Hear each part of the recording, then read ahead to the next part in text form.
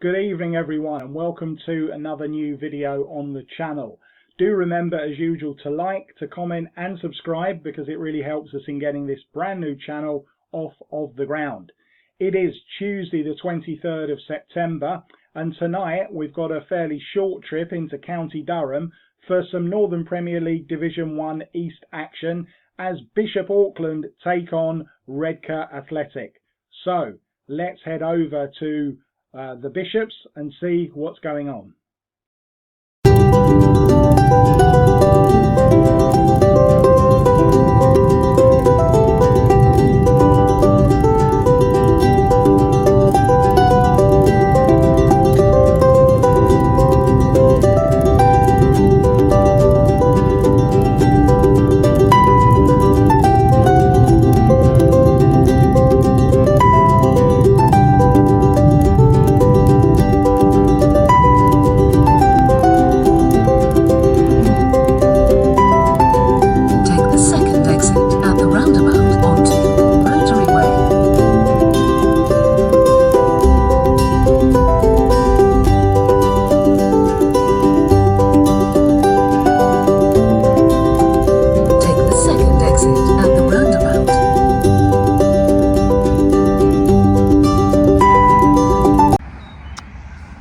So here we are in Bishop Auckland and coming into tonight's game, Bishop Auckland are 21st in the Northern Premier League Division 1 East table with 4 points, and Redcar Athletic are in 4th place with 12 points. Of course their last game, competitive match, was a 10-1 win against Silsden at Green Lane, a sort of an amazing game. Bishop Auckland on the other hand have had a pretty awful start to the season in their second season at this level after they won the Northern League the season before Redcar Athletic did, and their manager will definitely be looking for a reaction today after really slating his players in his last post-match video. He really laid into the team after their most recent defeat, which is something that you very rarely see a manager do in public. Now that can obviously go one of two ways, and it'll be interesting to see how they respond, whether they come out determined to prove him wrong or whether it has a negative effect on the dressing room.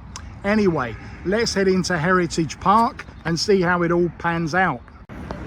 So when you first arrive at Heritage Park, the first thing that you see is this graffiti art on the outside.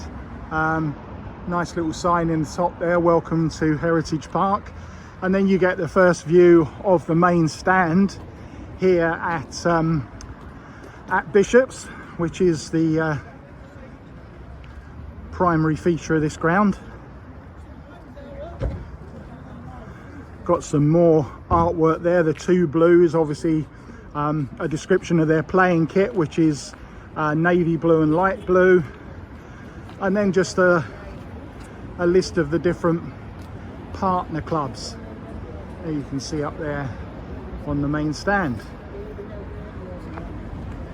So let's have a wander around here.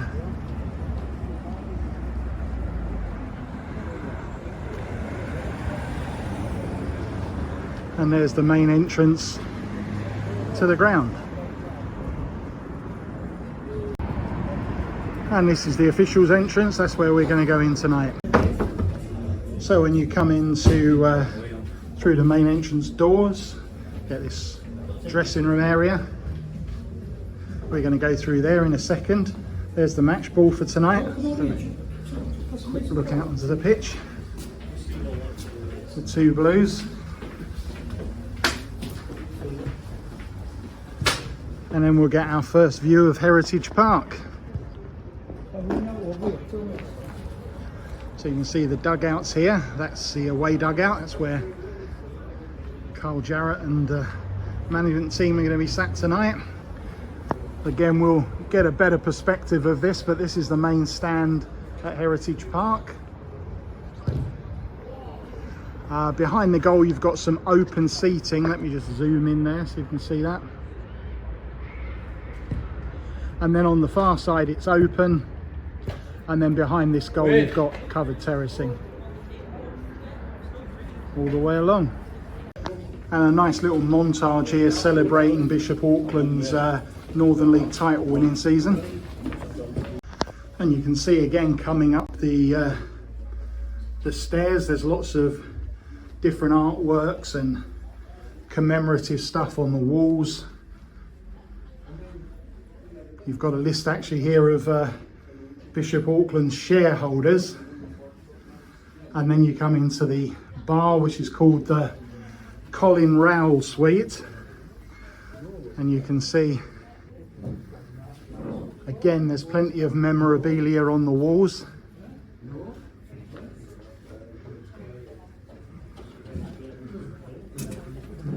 One going back to 1939 here, and there's plenty of other examples all the way around. It's well turned out. We've got our little area in the corner there, which we're going to have a look at in a minute. And there's the bar, and we'll get a drink from there in a minute as well. And you've got the kitchen just around the corner there, and it opens out into the ground. And that's the view from the top of the clubhouse steps. And now it's time for our regular programme watch feature. Bishop Auckland's programme is 44 pages, a mammoth issue, and it sells at £2.50. It's got a colour cover with a player on the front.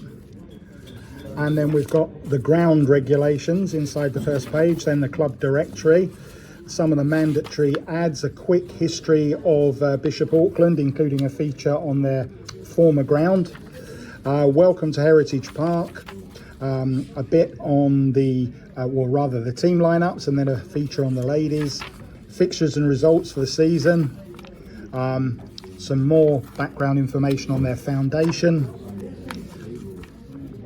excuse me while I turn the page over, chairman's column, become a pitch hero today, they're obviously pitch sponsors, mandatory ads that we all have to carry, fixtures, stats and league latest news from the Pitching in Northern Premier League, feature on ourselves, the squad pages with all of the photos and pen pictures of the Bishop Auckland players, over 3 pages, more ads, player profiles for ourselves. Got a feature here on Don Patricio, from Don Patricio, and then we've got a supporters club feature, supporters club raffle, and an ad from the main sponsor on the back. Pretty decent. Gonna give this 8.5 out of 10 on our programme rating. So ordinarily at this point in the video we would bring you the teams coming onto the pitch and the opening of the game. Unfortunately, I was in the process of being moved by a steward. I'd taken up my position next to the guy filming the match for Bishop Auckland at the top of the stand.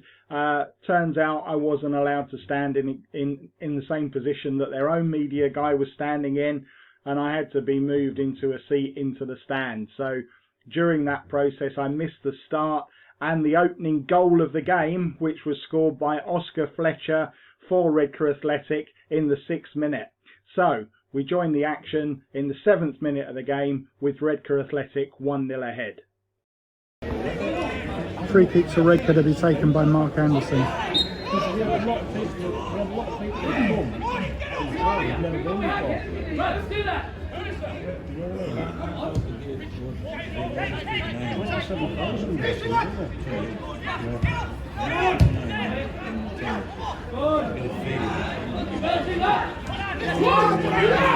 Schuster.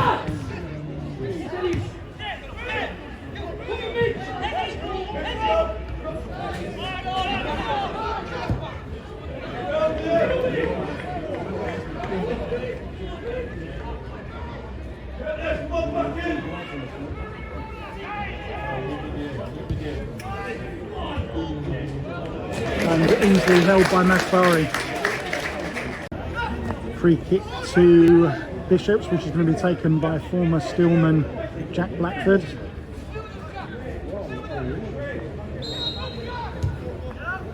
And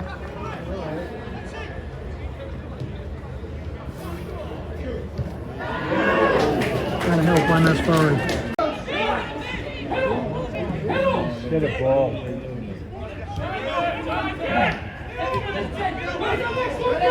Curtis round on the left, plays in Adam Boys, and offside flag is up. Curtis round with the throw.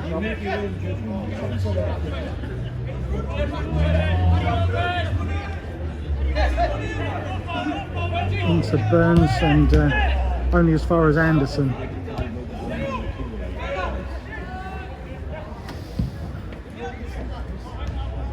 Curtis round again. And Schuster gets a shot on target.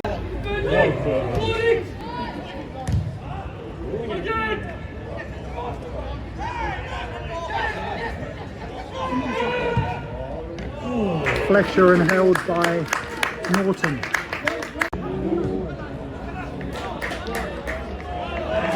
And the first corner of the game for a home flag.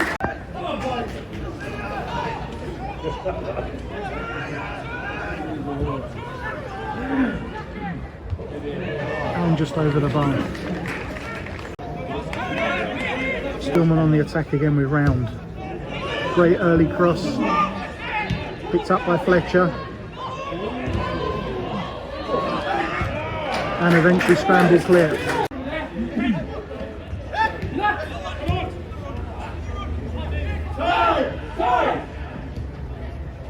Burles through to Burns, and he finds the net, but the flag's up. And Bishop's equalised.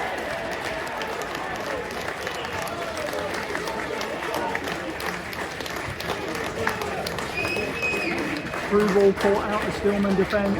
And the scorer in the 24th minute, Jack Blackford. And it is, of course, Jack Blackford scoring against his old club. As always seems to happen.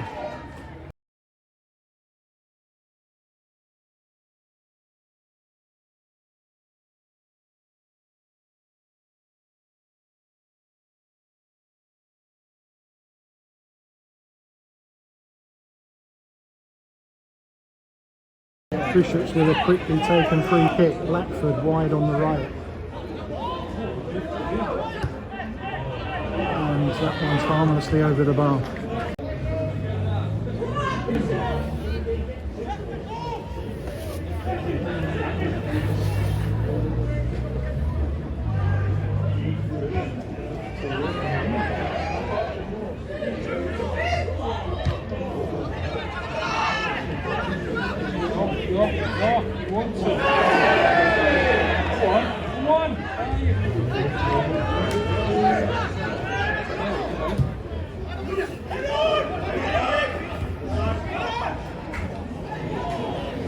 Adam Boys. Good 1-2 with Fuster, and Boys straight at Norton. Fuster to Owen Burns. Just a bit overhit for Burles, but he's got it back.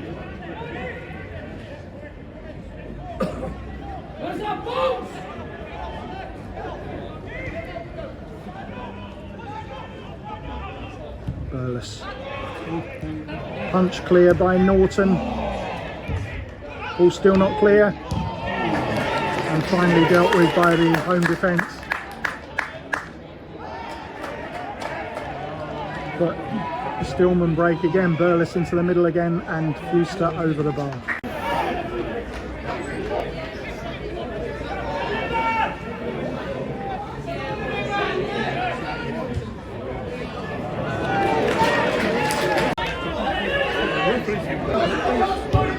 Curtis round out wide to Nathan Guru.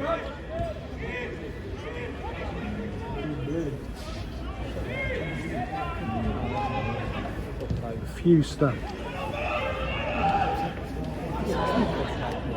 Picked up by Burns. Burles.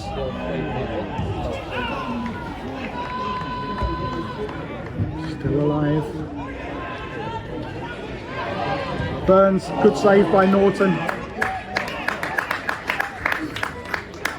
Fuster. Oh, Fletcher. And another corner to the Bishops. So second corner of the game, the Bishop Auckland. And comfortably dealt with by the visiting defence.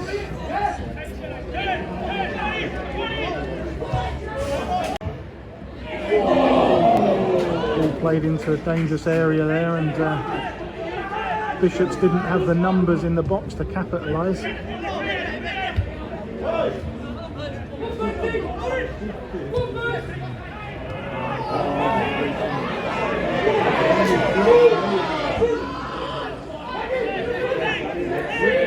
Nets with the cross and headed over. And as the game restarts, we've just been told there's 1 minute of added time at the end of this half.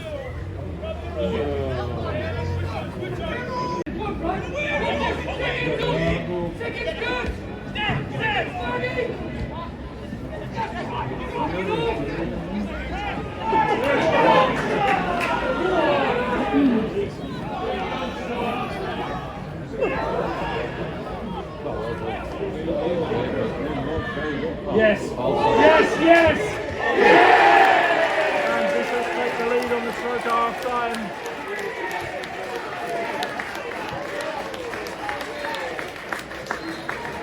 And there is the half-time whistle.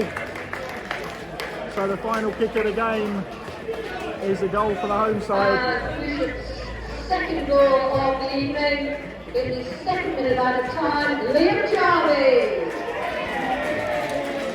And Liam is sponsored by Northeast Building Plastics. So as I think you just heard, it was Liam Jarvie, the scorer, and that is the half-time score here at Heritage Park. It is Bishop Auckland 2, Redcar Athletic 1.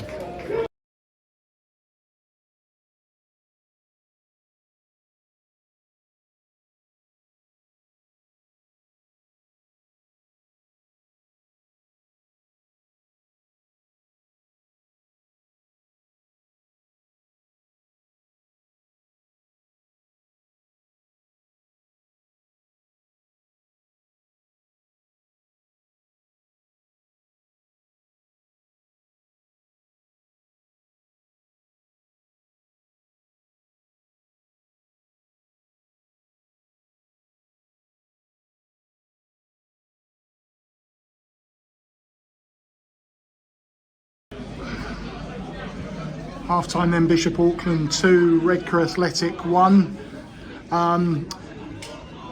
We've had most of the possession in that half, but at the end of the day that isn't what the scoreboard says. Bishops have taken their 2 or 3 chances, and or rather 2 out of their 3 chances, whereas we've only taken 1 of our 7 or 8 good chances. And that's what happens in football. You can dominate a game, you can carve out a lot of openings. In the last game against Silsden, they all went in, and tonight, so far, they haven't been, and that's why we trail at the break. So a lot of work to do in the second 45. Clearly the quality's there to cut through this Bishop side, but can we complete the job and get the ball in the back of the net? We'll find out after the break. And we're back underway here at Heritage Park. And an early corner in the second half of the Steelmen. There were 3 subs at half time: Brian Taylor, JJ Bartliff and Louis Johnson, all coming on at half time.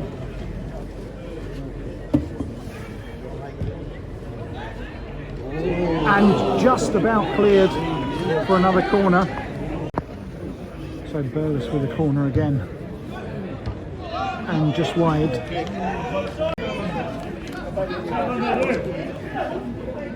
Free kick to Bishops to be taken by Jack Blackford, who's been at the centre of a lot of the home side's attacking play. Fired in.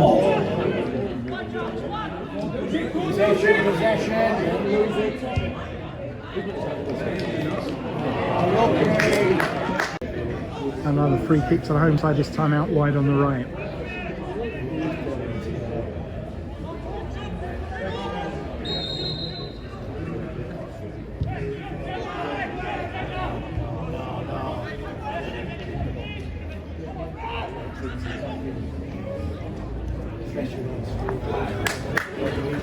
And on the counter, Louis Johnson.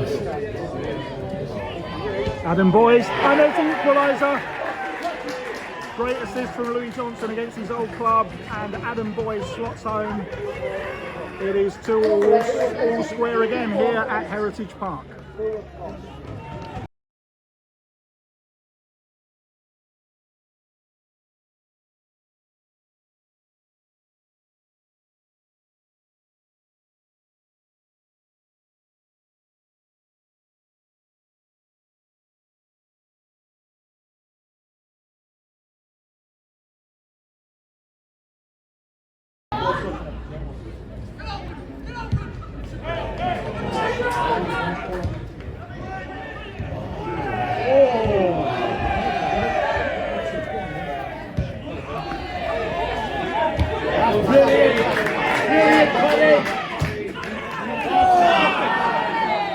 Brian Taylor scuffs his cross. Danger not cleared. Burles. Diagonal ball looking for Curtis Round. Can't find him.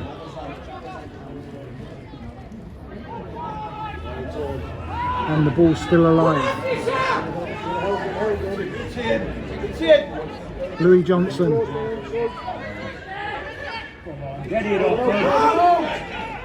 Bartlett and too close to Norton. Owen Burns gets in a bit of a muddle with Curtis Round, but still alive. And really a nothing ball, but picked up by Fletcher and now to Burles.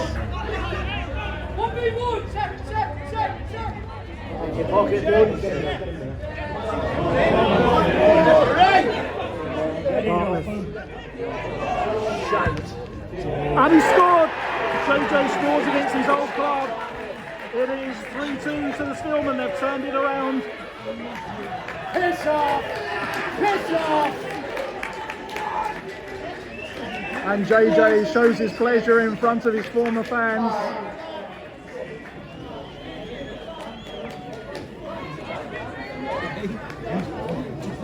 It's 3-2 to the Steelmen.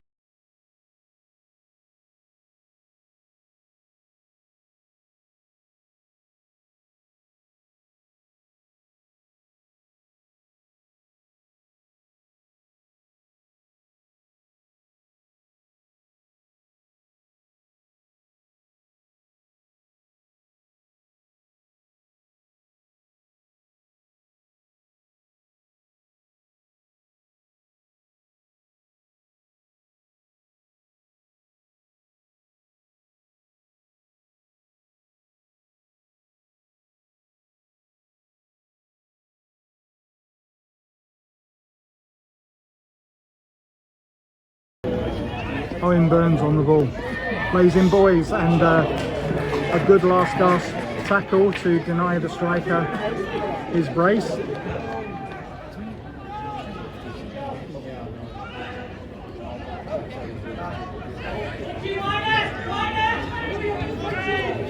Home side on the counter with James Risborough, of course another former Steelman, now captaining the Bishops tonight.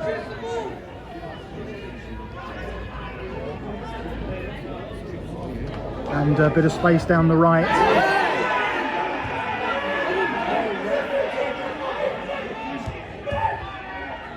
And just about dealt with. Danger not cleared. Bishop still on the attack.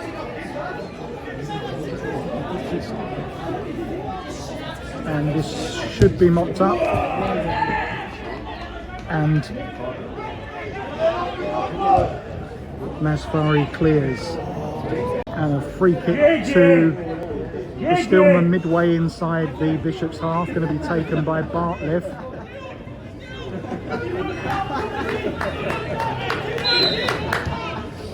Played in, or attempted to play it into Johnson, but the defender holds firm. Bishops on the attack again.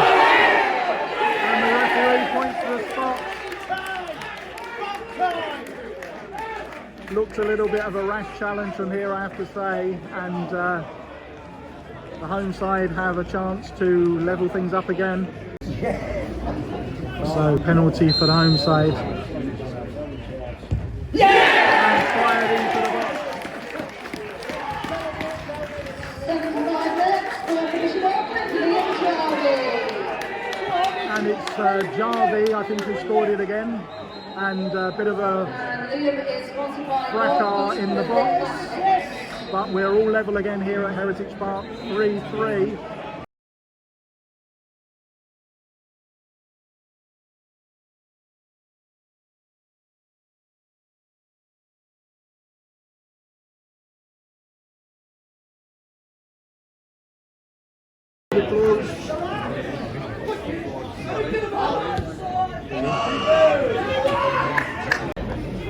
Free kick to the home side. And they scored. All heading home.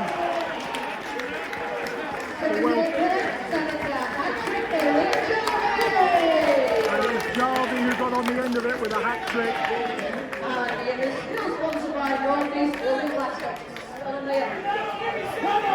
It's 4-3 to the home side.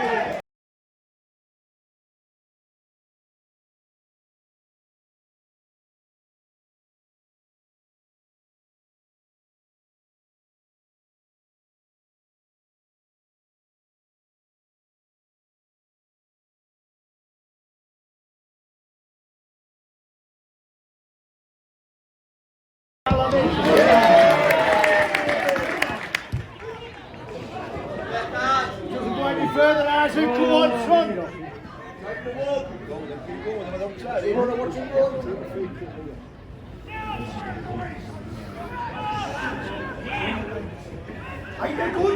Let it turn!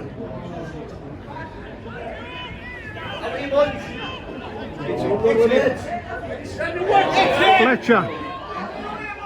Well done, Isaac!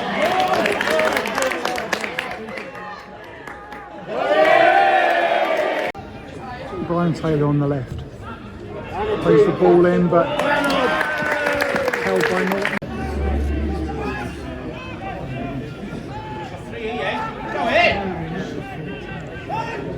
Have a shout, Bunch, have a shout! Louis Johnson. Oh, and he misses across the face of goal.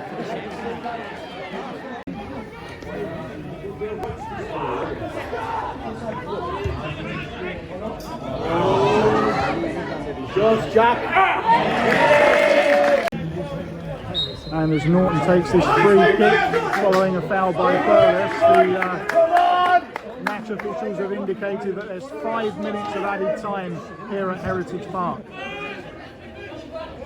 The referee has indicated a minimum of 5 minutes of added time.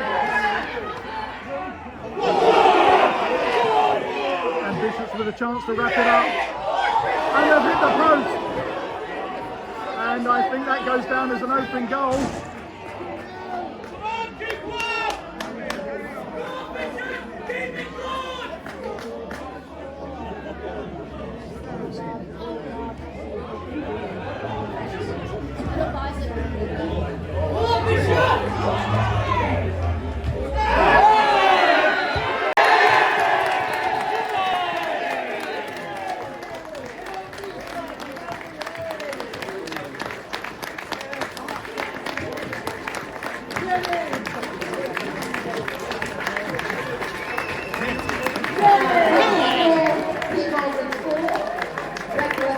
And the referee's blown the final whistle here at Heritage Park. It finishes Bishop Auckland 4, Redcar Athletic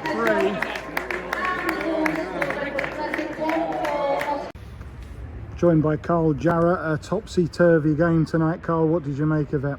Exactly what you just said, mate. A bit of a basketball game, wasn't it? First and foremost, well done to Bishop Auckland. You know, I know it's the first game they've won in 6, so fair play to Leon and the lads. Bitterly disappointed from ourselves, obviously. Been playing some good stuff of late, and we're going to concede 4 goals in the game.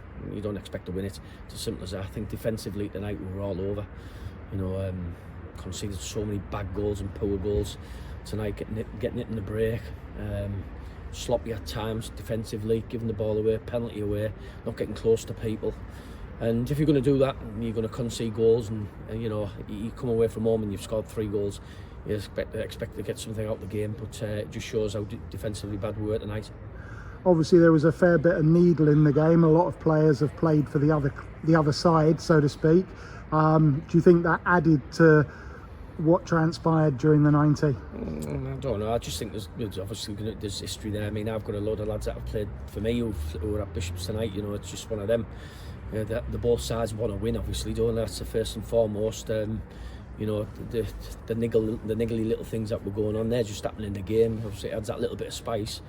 But I don't know, I just think we give too many free kicks away in the last 20 minutes. I said the lads there, I think we give about 30 free kicks away. And, you know, I went to watch them last week at Blad, and what they are dangerous on these, no matter, you know, whatever the table says. And, you know, I know it hasn't been going for them, but everything that they put forward and they put things into the box, they're dangerous at, you know. And I seen that last week, so it's got to have 2 set players. And I spoke to the lads before it, we can't give sloppy, you know, free kicks around in areas that they're going to be strong at, and that's what they were good at tonight.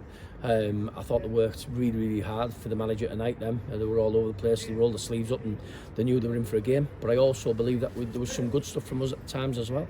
You know, some of our young players tonight were excellent. Our linking play going forward was good. Sometimes when we went forward, we looked like we were going to score chances, and we missed a few chances right at the death there as well to get the equaliser. But like I said, fair play to Bishop Auckland. Any complaints about the penalty? None. Clumsy tackle. All right, and Saturday, obviously a lot of games close together now. What do you do to turn things around, ready for Hallam? We've got a training session on Thursday. You know, I've got to review the squad. There's a couple of little niggles there. You know, there's a couple of lads being left out of the squad. I might have to refresh the squad again. But other than that, we've just got to regroup and work out a few little things at training. We know Hallam's going to be a very tough game, as it normally is. In this league all over, you know, anybody can beat anybody in this league. It's that hard. But you know, we've got a good home record, and you know, we'll stick together. You know, it's not the end of the world. It's you know, it's football, and these things happen. It's just how you're going to bounce back from it. All right, cheers, Carl. So it finishes Bishop Auckland 4, Redcar Athletic 3, and whereas a lot of people will say, well, it was a great game for a neutral, well, I'm not neutral, and I didn't enjoy it at all. It was obviously a very uneven game. Redcar took an early lead, and then Bishops took the lead on stroke at half time, and then Redcar appeared to have turned the game around by going 3-2 up in the second half, and then really outside influences started having an impact on the game. There was obviously a lot of needle in the match because a lot of former players on both sides were playing against each other. You had the situation where the Bishops fans were incensed by the fact that we had taken 3 of their key players during the pre-season period, and 2 of those came on at half time, and one provided an assist for our equaliser, and the other one actually scored the goal to put us ahead, and then celebrated in flamboyant style with a sliding celebration in front of the home fans, and that obviously wound up the home support even more. And from that moment on, you know, it became a very different game. The atmosphere became very febrile, and we didn't deal with it. It's as simple as that at the end of the day. We had enough chances, particularly in the first half when we were 1-0 ahead. We had chance after chance to really bury the game at that point. We did have chances when we were 3-2 ahead, but the more the game went on and the more the crowd really got wound up and behind the home side, that really set the template for the final 10-15 minutes of the game. And if anyone was going to go on and win it in that last 15 minutes, then it was the home side, and that's exactly what happened. We've got no complaints about the penalty. As you heard from Carl Jarrett, the manager, he's not disputing that at all, nor am I or anyone at the club that I've spoken to.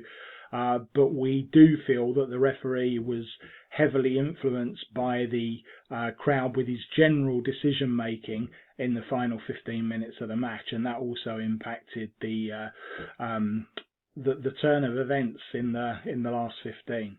But it is what it is. We're learning a lot of lessons at this new level of football. That's another one today. again, we're very much a Jekyll and Hyde side at the moment. You know, you don't know what you're going to get. You get a performance like Dunstan away where we win 4-1, and then you get a 5-2 defeat at Pickering in the FA Cup. Then you get a performance like 10-1 at home to Silsden, and then you get a performance like tonight where we can't get over the line, and you know, we allowed ourselves to be wound up by the occasion and by the atmosphere at the end, where we obviously need to be more professional than that in these situations and manage games better. But you know, we're on a learning curve at this level, and although Bishops were below us in the table, they've got a year's head start on us in knowing what Step 4 is about and how to deal with situations in this division. So we move on, obviously, in our case, to Saturday at home to Hallam, but we'll have more games on the channel before then. And we will be back on Thursday, the 25th of September, for our first ever visit on the channel and a new ground for me, when we head to Maiden Castle for some EBAC Northern League Division 2 action as Durham United take on Grangetown Boys Club. So join me over at the Durham Uni for that one. And until then, I'll catch you later.